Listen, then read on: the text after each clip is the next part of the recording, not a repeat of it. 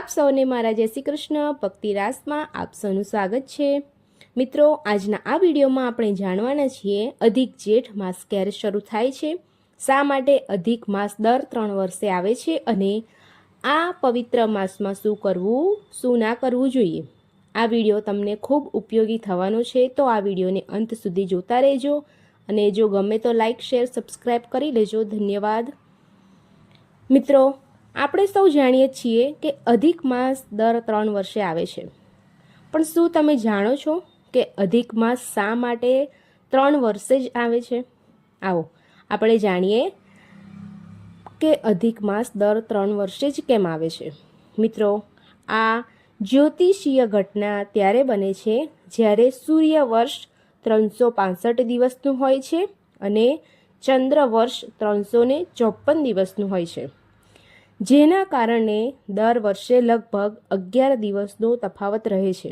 હવે આ અસંતુલનને રોકવા માટે લગભગ 32 મહિના અને 16 દિવસે એક વધારાનો ચંદ્રમાસ કેલેન્ડરમાં ઉમેરવામાં આવે છે, જેને આપણે અધિક માસ, પુરુષોત્તમ માસ અને મલ માસ તરીકે પણ ઓળખીએ છીએ। મલ માસ એટલા માટે કે હિન્દુ કેલેન્ડર મુજબ જ્યારે ચંદ્રમાસ દરમિયાન સૂર્ય કોઈપણ રાશિ બદલતો નથી। જ્યોતિષ શાસ્ત્ર મુજબ સૂર્ય સંક્રમણ વગરના આ મહિનાને અશુદ્ધ માનવામાં આવે છે, તેથી આ માસને મલ માસ તરીકે પણ ઓળખવામાં આવે છે। આમ તો દરેક માસના કોઈને કોઈ દેવી દેવતાઓ તો હોય જ છે, પરંતુ આ મલ માસના કોઈ દેવી દેવતા ન હતા। આ માસને કોઈ સ્વીકારવા માટે પણ તૈયાર ન હતું। ત્યારે આ મલ માસે ભગવાન વિષ્ણુને વિનંતી કરી, ત્યારે ભગવાન વિષ્ણુએ મલ માસને પોતાનું નામ પુરુષોત્તમ આપી તેના સ્વામી બન્યા। તેથી મલ માસને પુરુષોત્તમ માસ પણ કહેવામાં આવે છે। અધિક માસ 17 મે 2026ના રોજ શરૂ થાય છે અને 15 જૂન 2026ના રોજ સમાપ્ત થાય છે। આ સંપૂર્ણ માસમાં એવા ઘણા કાર્યો છે જે કરવા જરૂરી છે અને એવા પણ કાર્યો છે જે ના જ કરવા જોઈએ। આ અધિક માસ દરમિયાન દાન, સત્કર્મ અને ખાસ મહત્વપૂર્ણ માનવામાં આવે છે। આ મહિના દરમિયાન કરવામાં આવતા દાન પુણ્ય ખૂબ જ પુણ્ય લાવે છે। ગરીબોને ખોરાક, વસ્ત્રો, દવા અને અન્ય આવશ્યક વસ્તુઓનું દાન કરવું જોઈએ। ઉનાળાનો સમય છે, તેથી ગરમીમાં જરૂરિયાતમંદોને રાહત આપવા માટે છત્રી, ચંપલ, પાણી, ઠંડકવાળા પીણા, ખોરાકનું દાન કરી શકાય છે।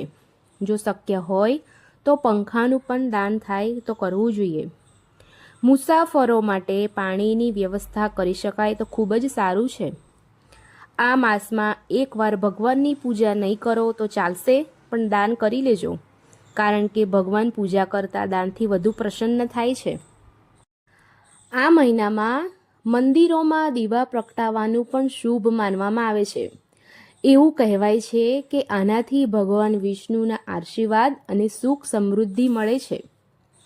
આ માસ દરમિયાન ઓમ નમો ભગવતે વાસુદેવાય મંત્રનો જાપ કરો, વિષ્ણુ સહસ્ત્રનો પાઠ કરો, ભગવદ્ ગીતાનો પાઠ કરો, વિષ્ણુ પુરાણ વાંચી શકાય તો વાંચવું જોઈએ અને ખાસ નદીમાં તો ડૂબકી લગાવવાનું ભૂલશો જ નહીં।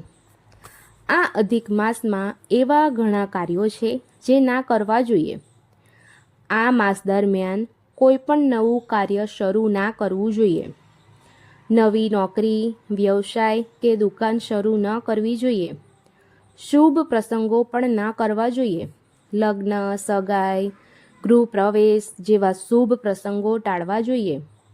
નવી મિલકત ખરીદવી, બાંધકામ શરૂ કરવું, વાહન ખરીદવું જેવા શુભ કાર્યો ન કરવા જોઈએ। આ મહિને કોઈ પણ પ્રકારના નવા રોકાણ ટાળવા જોઈએ।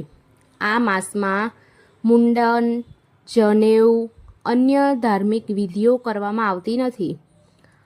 આ અધિક માસનું બીજું પુરુષોત્તમ માસ છે, જે ભગવાન વિષ્ણુના નામ પરથી રાખવામાં આવ્યું છે। તેથી આ મહિનામાં શુદ્ધતા અને સ્વચ્છતા જાળવવી જોઈએ। આ મહિનામાં માંસ, માછલી, ઈંડા, લસણ, ડુંગળી વગેરે ખાવાનું ટાળવું જોઈએ. કોઈપણ પ્રકારનો નશો પણ ના કરવો જોઈએ. મિત્રો, અધિક માસ માત્ર વધારાનો મહિનો નથી, પરંતુ આત્મચિંતનનો સમય, ભક્તિનો મહાપર્વ, સેવા અને દાનનો અવસર અને ભગવાન સાથે જોડાવાનો પવિત્ર માર્ગ છે. આ અધિક માસ તમારા જીવનમાં ભગવાન વિષ્ણુની કૃપાથી સુખ, શાંતિ અને સમૃદ્ધિ મળે તેવી પ્રભુને પ્રાર્થના છે. આશા રાખું છું કે આપ સૌને વિડીયો ગમ્યો હશે, માહિતી ઉપયોગી લાગી